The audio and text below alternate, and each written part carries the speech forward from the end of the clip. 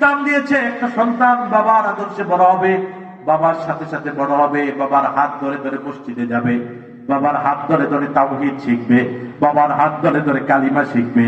এই শিক্ষাটা দিয়েছে ইসলাম। আর পাশ্চাত্য দিয়েছে তাদেরকে আলাদা করে দাও, বিছানা আলাদা করে দাও, রুম আলাদা করে দাও, শাসন করতে পারবে না, শাসন করলে তোমার বিরুদ্ধে মামলা হবে। এমন নজির আছে না নাই? সব ক্ষেত্রে ইসলাম শালীনতা পছন্দ করে, সভ্যতা পছন্দ করে, সৌন্দর্যতা পছন্দ করে, যেটা পৃথিবীর অন্য কোন ধর্ম অন্য কোন সভ্যতা দিতে পারে নাই।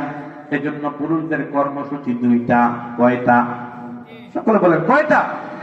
এক নম্বর গদ্দুল বাসার, সামনে নারী যতই খোলামেলা আসুক নিজেকে কন্ট্রোল করতে হবে, চোখটা নিচে নামিয়ে রাখতে হবে, চোখটাকে নিজের আয়ত্তে রাখতে হবে।